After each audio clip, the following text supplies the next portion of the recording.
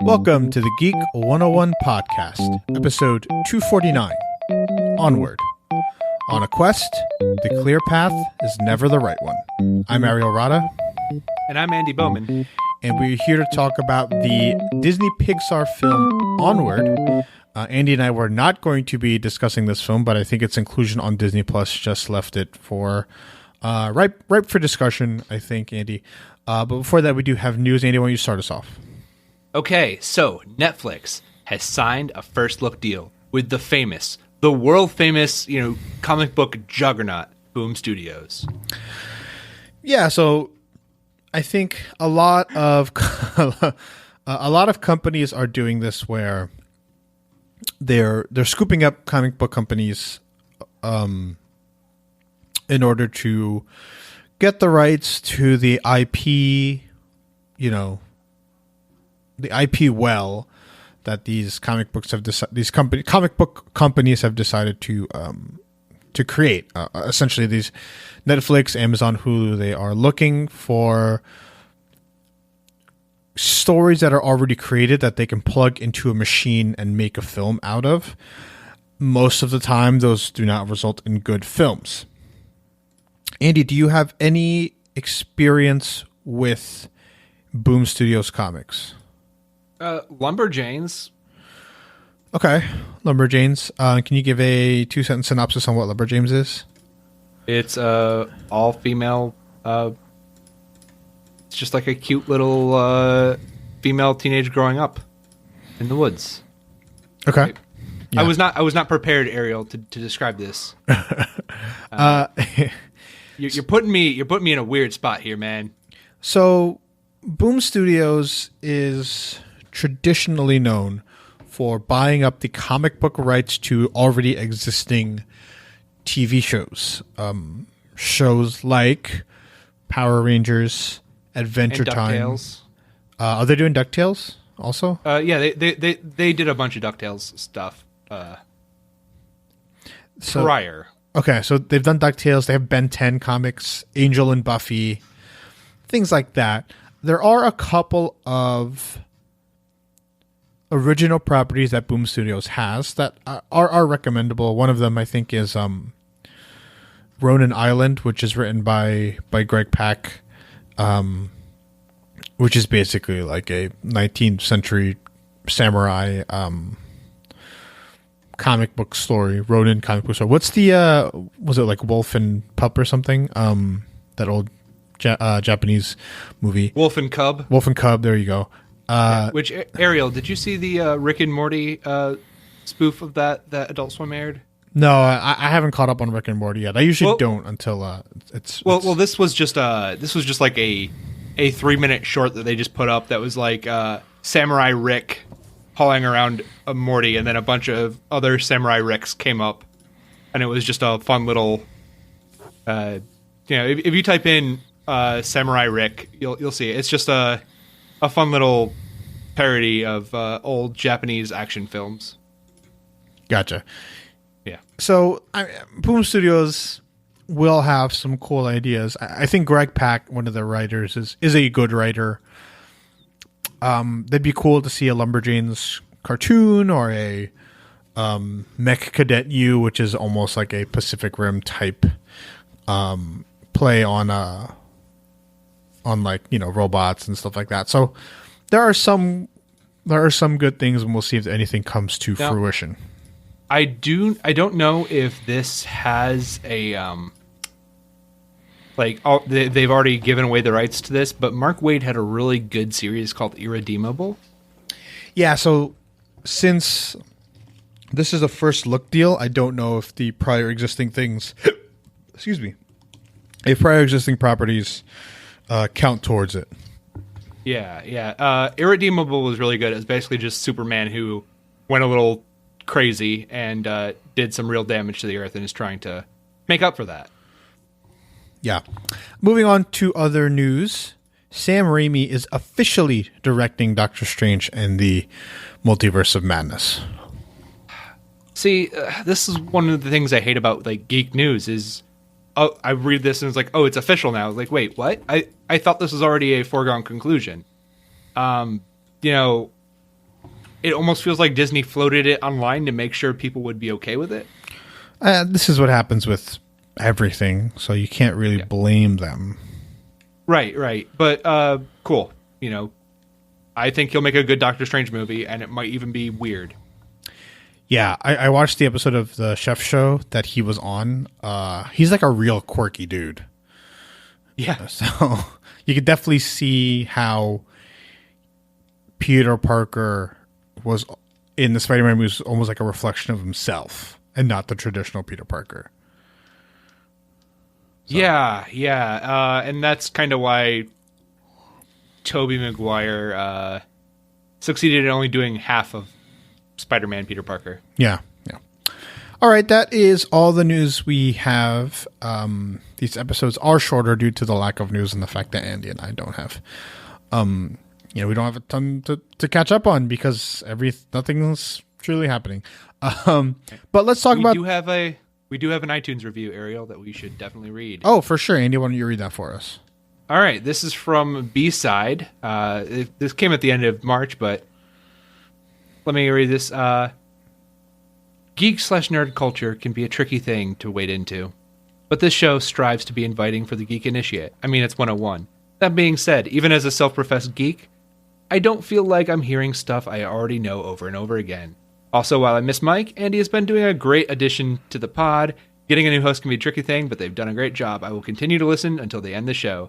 That said, I give myself a 1 star as a fan for taking too long to write a review. Sorry, fellas. All right. So, who was that? The B-Side. Okay. All right. Thank you. I'm assuming that B means Baxter. Sure. All right. So thank you, the B-Side. If you want to reach out on Twitter, of course, you can reach us at Geek 101 Podcast if you want to share your identity with us. But yeah, go ahead. If you message me and let me know, I will review anything you want me to. We certainly have the time, Andy, to do that. Let's talk about our topic of the week, and that is Disney Pixar's Onward. As I mentioned before, we weren't initially going to review this, but I think since it dropped on Disney Plus and the fact that Andy and I and everybody else in the country and the world should be staying home, we just had the time to watch it. So here we are. Andy, what are your thoughts on Onward? Ariel, we shouldn't really be getting political on this show, saying things like staying home is a good idea. Okay, sure, yeah, absolutely. Okay, Onward was a perfectly fine movie. It is better than the other children's CG movie I watched this week, which is Trolls World Tour. Don't ask why. So many questions. No. You don't need to know. Just know I also watched that, and it was fine. Onward was a little bit better than that. It had a little bit more heart, but overall, it weirdly enough, for a movie about magic being forgotten in the world, it seems like Pixar has kind of forgotten how to do magic themselves. Yeah, Disney and Pixar, you would think, would be able to figure something out. I found Onward to be completely unremarkable in every way. I didn't think any of the set pieces were particularly great. I didn't find any of the characters particularly likable or interesting. I thought the plot was a bit I was not, let's say I just wasn't super impressed with the plot. It was fine. It wasn't too simple. It wasn't complex in any way. So maybe we can have a larger conversation about this, Andy, but I think both you and I and many audience members, we expect more of Pixar, and I don't know if that's fair, right? We definitely expect more also of things like whatchamacallit, the MCU, and I don't know if that's fair either. I think it is, but I thought that this was not. I think this was a fine movie, and therefore I I think I have to say it was not. It was a disappointment. It was perfectly fine, and therefore it is a failure on Pixar's part, if that makes sense. Right. Ariel, I think that the whole plot for this movie could have been done in one episode of Gravity Falls. Yeah, that's completely true. I think Gravity Falls is a way more interesting vehicle for a story of this caliber. Right. And that's really the thing here. Like, yeah, this was a fine way to waste an hour and 40 minutes. I just went in, even with lowered expectations from hearing that Onward was a fine movie, but not a good Pixar movie. I had lowered expectations, and Onward didn't even meet those, really. It just felt kind of hollow. I don't know why Chris Pratt and Tom Holland were up there. The adventure they go on is barely an adventure. I don't. Yeah, you're right. I just don't it's get barely anything. Their adventure they go on it's them driving around and using magic for things that did not particularly need magic. Right. Yeah, and then it just there are so few moments where I even feel a little bit of peril to what the characters are going through, why they're going through with this. This is a plot line that seems like it could have been done a lot better, if they just tell their mother what's going on right away. And that's always something that annoys me, is when an entire story to a movie can be fixed by just uttering one sentence. Yeah, hey, we're going to go find our dad. Or, hey, Mom, can you take us? Yeah, something. It was not.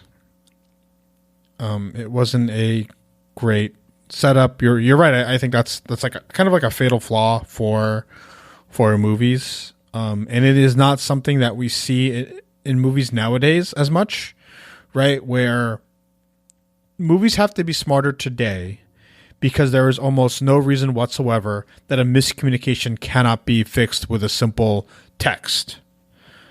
And it's dumb because we have in this movie cell phones and texting and things like that. They just refuse to utilize them, or your phone is broken. Write a note and put it on the fridge.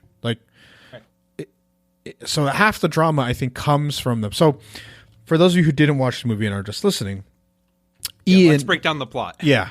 Ian is a 16-year-old kid who is, from what we know, socially, I guess, awkward, but we're only told he's socially awkward, and you don't really, from all appearances, the kid is smart. He's good looking. He has no kind of learning disability. He has no physical disability. He has no quirk, nothing that would make him any kind of outcast. Yeah, there you go. You know how when you watch The Amazing Spider-Man and you're like, what do you mean Andrew Garfield has no friends? It was so strange seeing social outcast and bullied nerd Peter Parker, but he looks like Andrew Garfield in the Amazing Spider-Man movie. That's exactly what this is. We're just Ian should not in any way be outcasted or bullied or right. Very often in a story, you'll see when somebody loses their parent, then they become kind of the social outcast of their own doing. It's not, he has no frame of reference for what it's like to have a dad. And so nothing major has changed in his life to make him be more socially awkward. Right. He has a brother who's constantly trying to involve him in his Dungeons and Dragons game. Right. Like his brother's not a good brother, but he's also, making the effort. Like, he's not trying to shun his brother. So if Ian wants friends, he can hang out with his brother.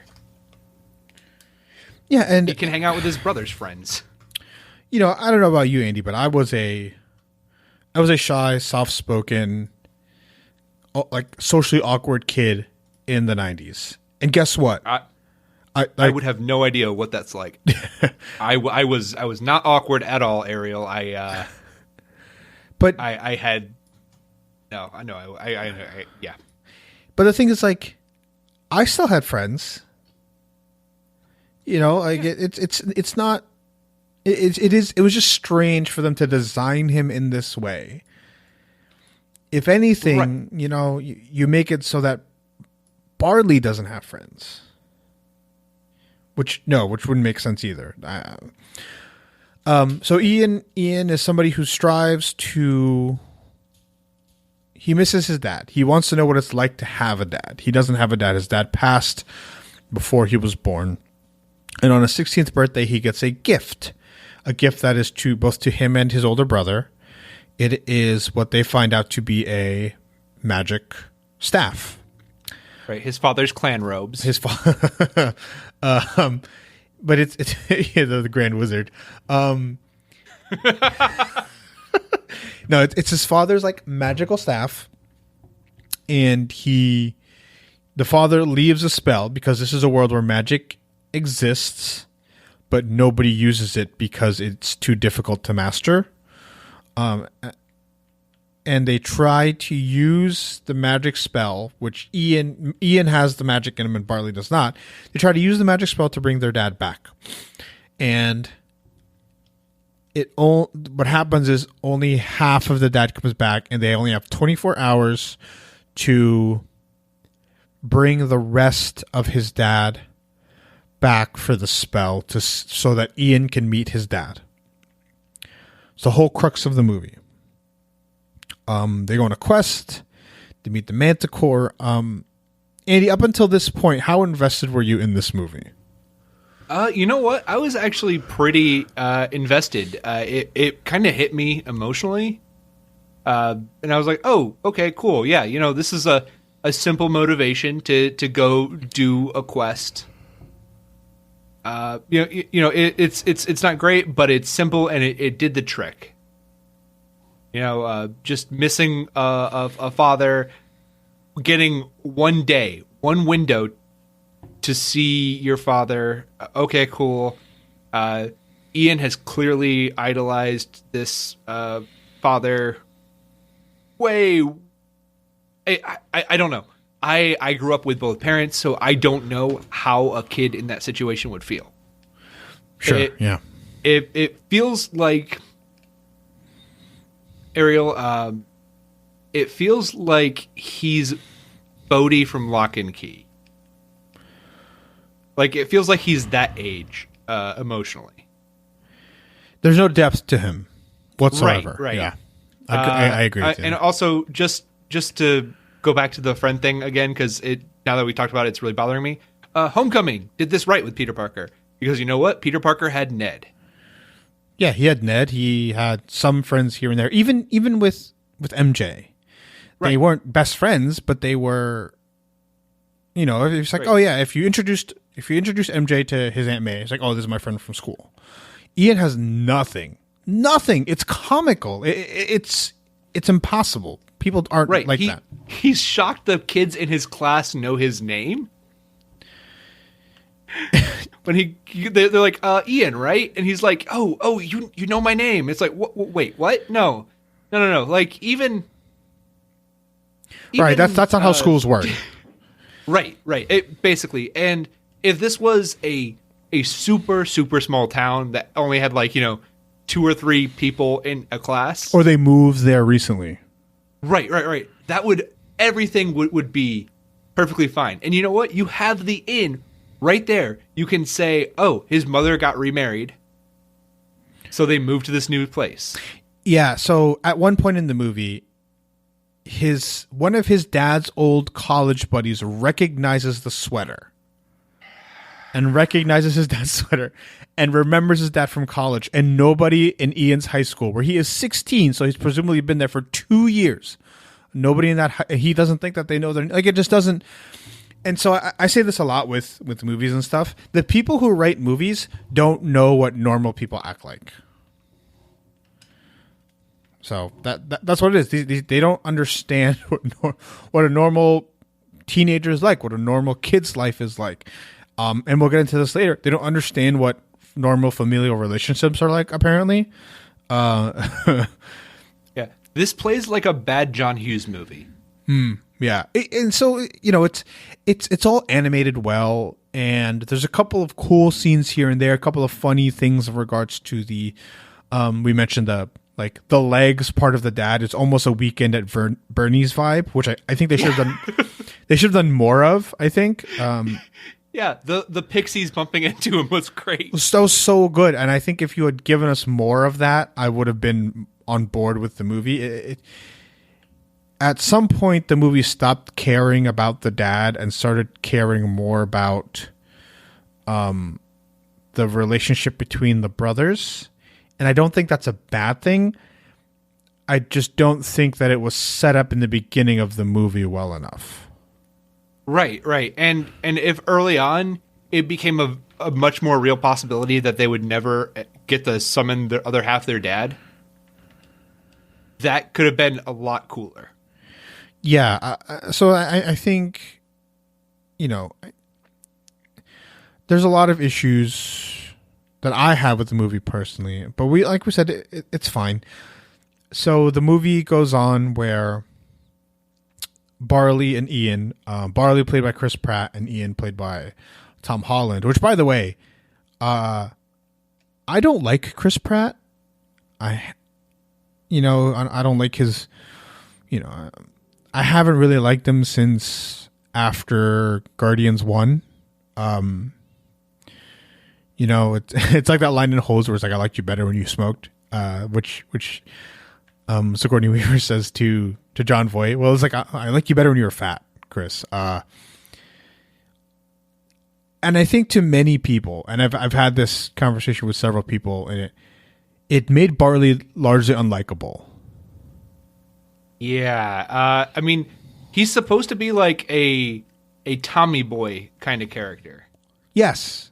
And somebody mentioned on Twitter or Reddit or whatever that they kind of based the character, or it looks like they based the character off Jack Black. Yeah. And if they had gotten Jack Black to voice him, that's way more fun. And he's way more likable as an actor. Yeah. Chris Pratt, like, something happened to him when he became a big movie star and starred in the #1 movie of all time at some point, Jurassic World. I mean, he did. Like, that. Something happened to his energy that just completely turned me off of him. Yeah, so when you see Barley in trailers and he's voiced by Chris Pratt, I thought he was going to be an obnoxious jock. I thought he was going to be a football player. And I was very surprised when I found out that he was, in fact, like the super mega nerd. Right. So it is strange. It is strange. Confederate reenactor. Yeah, Confederate. Wait, do you know who Chris Pratt's new wife is? She's a Kennedy. No. She's Arnold Schwarzenegger's oldest daughter. Oh, I knew that. Who's also a Kennedy. Man, yeah, you're right. Wow. Wow. Okay. Of course. So, right. So the wealthy just. Okay. See, I associate him with a Kennedy because I know he's like Chris Pratt right now is like super Republican. Yep. So that's why I thought of that. And so I don't think Disney knows this. His status among fans has changed. Chris Pratt's. He's no longer that likable guy. I think when you try to make him super cool in Jurassic World, I think you shifted the narrative on who Chris Pratt was, and the voice didn't match the character in a lot of ways, which is which may perhaps colored my opinion of the movie. Right. I mean, and then you have him playing Star-Lord, which I liked him in Guardians 1 as Star-Lord. But then you have him playing the rapist in Passengers. Yeah. And it doesn't help that, like, when you watch Infinity War, like, it's all, like, at one point you're like, this is all your fault. This all could have been avoided if you had just not been a jerk. And and I think that plays into it. I also think that having Tom Holland be Ian, and you know who Tom Holland is, and you know that he is this incredibly, like, good looking, athletic, and talented guy who's also Spider-Man. You're like, that's not, like, that guy's not a nerd. And so perhaps I had too many preconceived notions going into the movie. You know, who should have been cast actually? Michael Cera and Jonah Hill. Yep. Just do Superbad. Like that's who these characters are supposed to be, right? Yeah. That would have been really fun. Yeah. And so the brothers go on this quest. They find the Manticore, who is apparently she's formerly a lady of the lake kind of quest giver. Yeah, a quest giver who's also like this awesome lion, eagle, scorpion mix of a monster who instead owns a Chuck E. Cheese-esque restaurant. It's a restaurant that has slowly devolved into a Chuck E. Cheese style franchise. It looks like. Right. This is I think my favorite. This was my favorite part of the movie. Oh, absolutely, dude. When they get in there and they're like, oh, we want to see the Manticore, and she goes, oh, of course, Corey, and then it's the Chuck E. Cheese mascot. Yeah, so good. That was good. The children's map thing was great. Yeah, and so they try to get the map to the quest to get the Phoenix Gem so they can complete the spell. Instead, they simply get a clue, and the clue is the only thing they need to actually get the quest done, which is the word Raven's Point. And through Barley's intuition, his gut, which you are told over and over and over again is wrong, like through sheer dumb luck, he's right. This one time. So, I don't know. The movie plays out as it does, but I think the part, Andy, that we have to get to in the end, which I found quote unquote controversial, is that in the end, spoiler alert, Ian is not the one who gets to see his dad for a minute. It's Barley. Because Ian comes to the realization that everything he wants to do with his dad for a day, things like have a heart-to-heart and play catch and things like that, he has done in his life with Barley. And so this deep and burning desire that we've seen play out for an hour and a half to meet his dad is dismissed so that Barley can say goodbye, which is something he didn't do, which we found out about 15 minutes before. What were your thoughts on that initially? Okay. So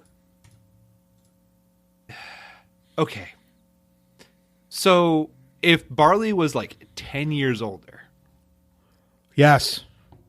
Right? Yes. If Barley was an actually older brother, like a real older brother, like a 13-year-old when Ian was born kind of brother. So let me put it this way, Andy.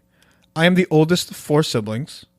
Mm-hmm. It's me, and then I'm 7 years older than the next sibling, 10 years older than my brother there after that, and 13 years older than my sister. I spent a lot of time taking care of them in a parental way. Right. My brother, who is 3 or 4 years older than the youngest sister, did not take care of our sister in that way. The age gap is really close. And besides, there was me and another. But that's not a relationship that is set up as one that feels parental. And I think if somebody in that office, in that writing room understood that, they would realize that the 2-year, 3-year, no. So it's a gap year. So let's say he's 19. The 3-year age gap is not good enough to justify that type of reaction. Right. No, it's nowhere near. It feels weird that he'd be putting these fatherly things onto Barley, who is a screw up. He's just like, oh yeah, Barley did everything right all along. And we see this clip of them as children, which is like one of the only times we really see them as kids. Right. It happens 15 minutes before the climax of the movie. Right. So it's this weird thing where you realize like, oh, this is like nowhere near a real relationship at all. Ian is really projecting his desires onto a pillow fight that he had with his brother. Yeah, and so Barley, the older brother, is the one who gets to see the dad, right?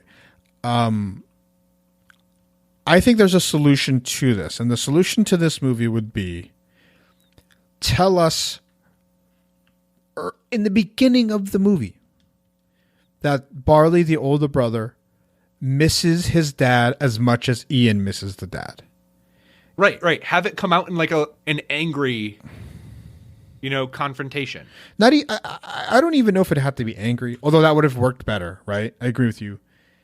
I just think we needed something. I think we needed 2 more instances in the film where Barley was really missing his dad. We got right, and when they get the magic stick, right? When they get the wizard robe and the staff, it seems like Barley is more into the idea of doing magic, of the adventure, than seeing his father. Right. Yeah. And I don't buy that it was just he was happy for his brother because he's a good brother.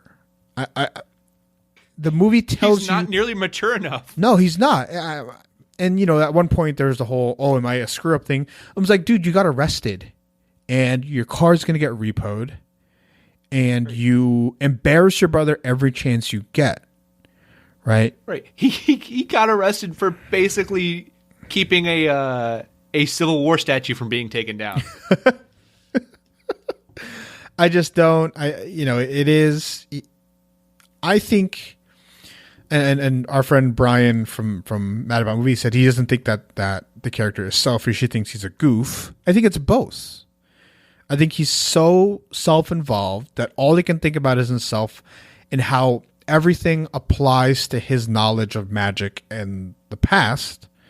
And he can't even be cognizant of the fact that, hey, saying that your ancestors used to fly to a bunch of pixies is probably offensive. Right? Like, that's offensive. I'm just talking to them about history. Yeah, it doesn't. He's not a good character, and he doesn't put any particular care into it being Ian's birthday in the beginning of the movie. Am I mistaken in that? I don't remember him. Besides, no, he just kind of says like, oh, the young Sir Ian of the Lightfoot has. It's this weird performative, not really D&D, but written by somebody who thinks they know what D&D is. Right, and everything that he wants to do for Ian's birthday is through his own lens and not what Ian wants for his birthday. That's not a good brother. That's a bad brother. That's a selfish brother. He wants to knight Ian. He wants to embarrass him in front of his friends. Ian doesn't like that. That's not what good older brothers do. I really don't think he wants to embarrass Ian. No, I don't think he wants to, but I don't think he knows what Ian is like whatsoever. Right. Well, I mean, Ian doesn't know what Ian is like either. That's true. And apparently no one in his class does either. And who at 16 doesn't know anything about, like, I understand not knowing what you want to be when you grow up, or having a low sense of identity, but he's got nothing. He's defined by the relationship with his dad, which made it so frustrating when he doesn't get any of it, and you project that Barley has had it. It's bad. But what I'm saying is that Barley keeps trying to, in the birthday stuff, he keeps trying to make Ian's birthday special in a way that Barley thinks is special. Right. And this is just Barley being, I think, just emotionally immature. Yeah. And not right? Like the idea that well, you see, Ariel, Ian is such a insert character that the other characters are also inserting themselves. Right?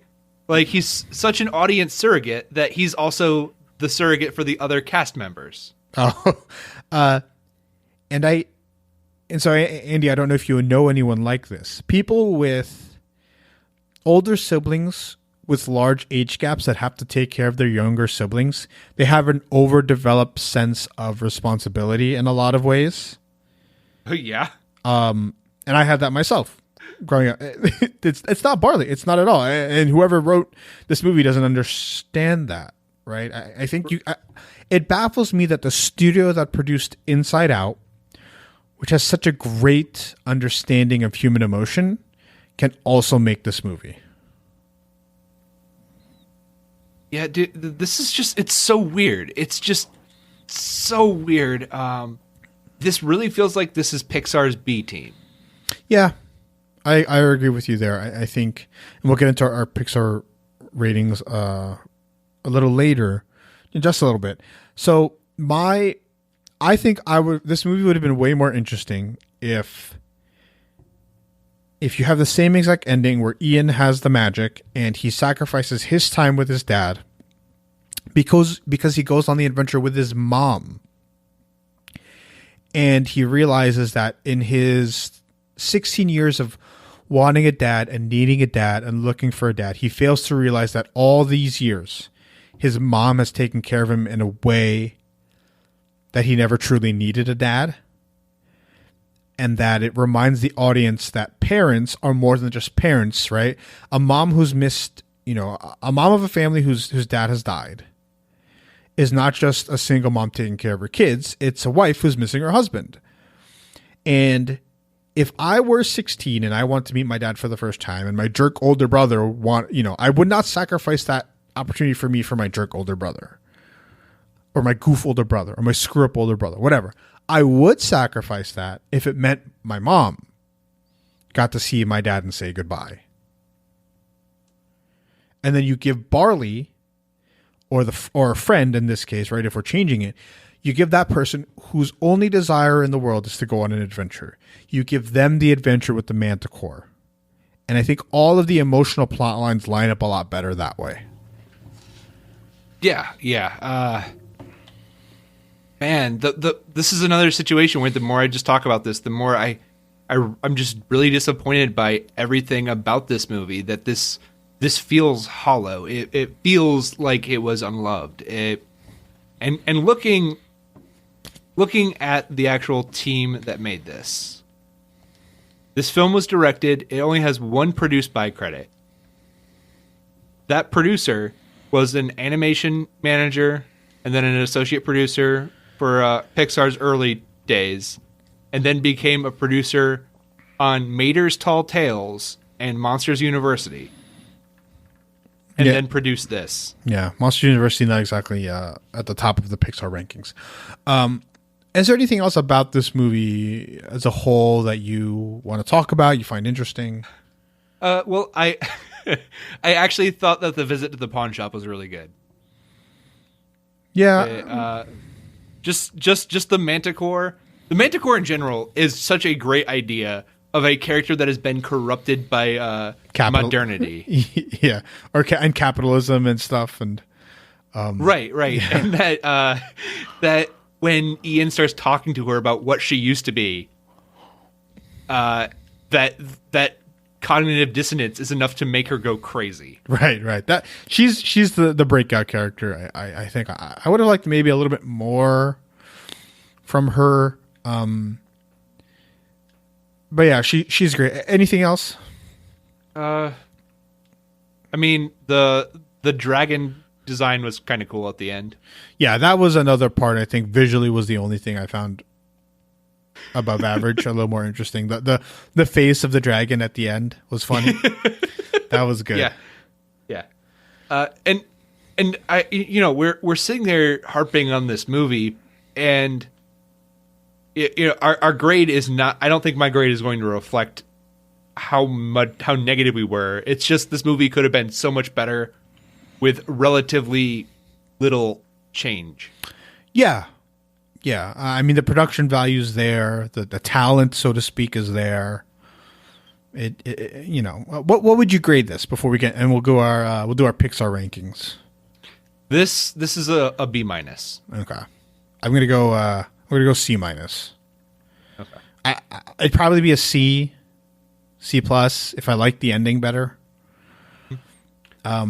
But I'm grading on like a weird curve, a Pixar curve, where it's just like, come on, guys, you should be better than this. I have the advantage of having seen Trolls World Tour right before.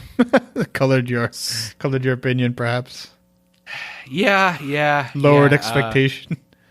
Well, just spoil this right now. Trolls World Tour will not be my homework for this week. That's disappointing, Andy. That it wasn't one of your best of the year. I mean, I'm not a particularly easy grader. This it's fine. Where would you rank this on the Pixar movie rankings? I went through. This is 7th from the bottom. Okay, so give me like 2 before it, and then a couple after. Okay. Let me. I think Monsters Inc. is better. Okay. I think Inside Out is of course way better. God, and we can't really talk about Toy Story. You know what? Toy Story 4 and Monsters Inc. are better than this movie. And I think The Good Dinosaur and Finding Dory are worse. Okay, so in terms of my Pixar rankings, full disclosure, I've never seen anything past Cars 1. I've never seen Finding Dory. I've never seen The Good Dinosaur, and I've never seen Brave. So the films that theoretically would be behind Onward, I haven't seen, and I'm just presuming that they're all worse. I would probably put this above Monsters University. And I would probably put this above... I'd have to rewatch A Bug's Life. It's been a while since I've seen A Bug's Life, but the Seven Samurai parallel is really good. Yeah. So in no particular order... You've got the 3 Toy Stories, so it's 1, 2, 3. Up and Wall-E. Coco. The Incredibles, that's 7. Finding Nemo's 8. Ratatouille's 9.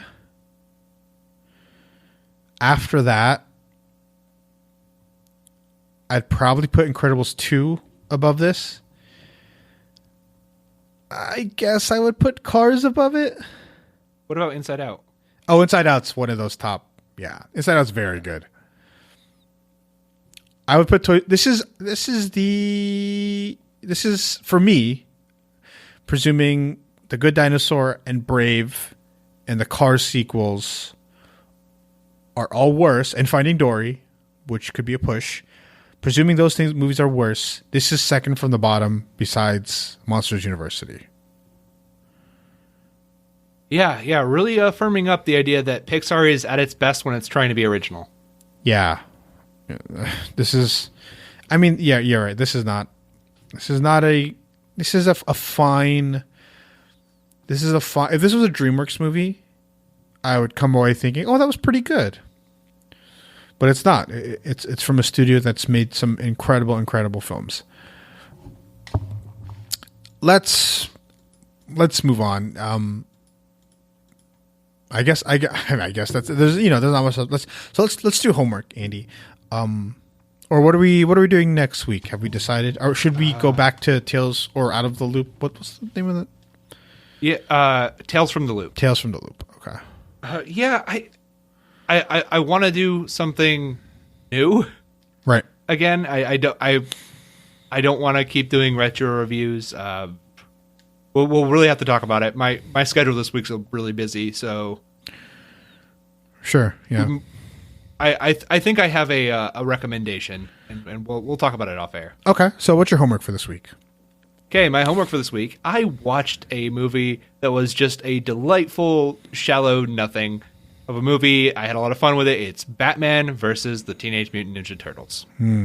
Pretty little fun little animated movie.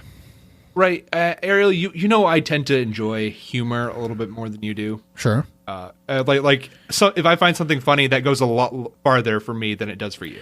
Yeah. And this had a lot of really great humor I wasn't expecting. It had a lot of brutality I wasn't expecting, and some just very, very nice character designs. Some classic Batman villains get a little bit of a makeover, and it's pretty interesting. Yeah, it's a decent flick. My homework this week, I wrote about it on my blog. I sound like Barney Stinson there. It is. I watched the 2 seasons of Kingdom on Netflix. It is a 15th century Korean period piece. But there are zombies in it, so it's good. It's really enjoyable. Yeah, it's only 2 seasons, and it looks like there could be more. Have you seen it, Andy? No. I just started it after reading your article, and then I decided to watch Batman versus Teenage Mutant Ninja Turtles instead. Okay. All right. Let's get out of here, Andy. Where can people find you online? You can find me online on Twitter and Letterboxd at Hebrews Pale Ale. Or you can find me on Twitter at DreadPirateRada. You can find us at Geek101 Podcast on Twitter and Facebook and Patreon. Email us geek101pod@gmail.com. That's all we have for today. Class dismissed.